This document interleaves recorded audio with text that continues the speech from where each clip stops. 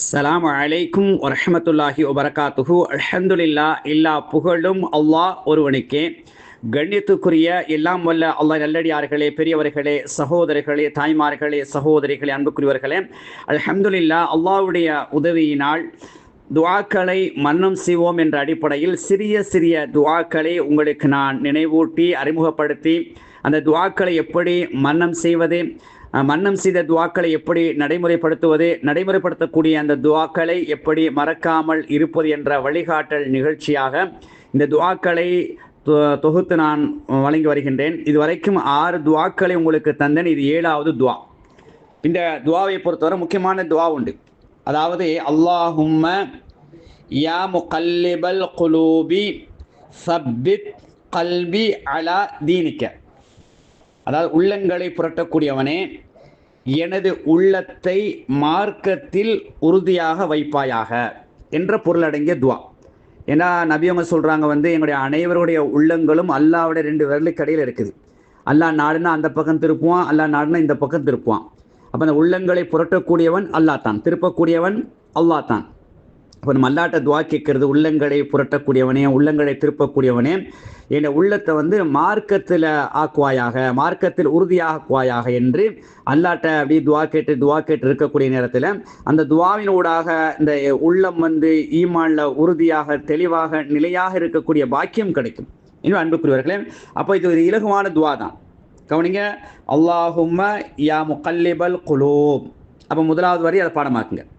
அல்லாஹும்ம யா முகல்லிபல் குலூப் ஒரு 5 டைம்ஸ். நான் ஏற்கனவே சொன்னது போல முதலாவது எழுதி கொள்ளுங்க. அல்லாஹும்ம யா முகல்லிபல் குலூப், அல்லாஹும்ம யா முகல்லிபல் குலூப். பார்த்து ஒரு 5 டைம்ஸ் சொல்லுங்கள். பார்த்து ஒரு 5 தடவை சொல்லுங்கள்.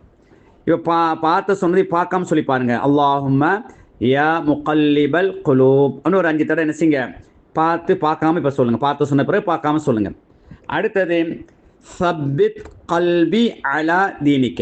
5 தடவை சொல்லுங்க. சப்பித் கல்பி, சப்பித் கல்பி, சப்பித் கல்பி அலா தீனிக்க, அலா தீனிக்க, சப்பித் கல்பி அலா தீனிக்க. பார்த்து சொல்லுங்க ஒரு 5 தடவை. சப்பித் கல்பி அலா தீனிக்க. அப்போ உதாரணமாக சப்பித் கல்பி, சப்பித் கல்பி, சப்பித் கல்பி அலா தீனிக்க, அலா தீனிக்க. இப்போ அதில் சேருங்க. சப்பித் கல்பி அலா தீனிக்க. இப்போ எல்லாத்தையும் சேர்த்து சொல்லுங்கள். அல்லாஹும்ம யா முகல்லிபல் குலூப் சப்பித் கல்பி அலா தீனிக்க. இப்போ நீங்கள் ஓரளவு பாடமாயிரும். பாடமான துவாவை என்ன செய்யுங்க, சஜிதால நடைமுறைப்படுத்துங்க. ஃபர்லான தொழுகை, சுன்னத்தான தொழுகையில் என்ன செய்யுங்க, அல்லாஹும்ம யா முகல்லிபல் குலூப் சப்பித் கல்பி அலா தீனிக்க.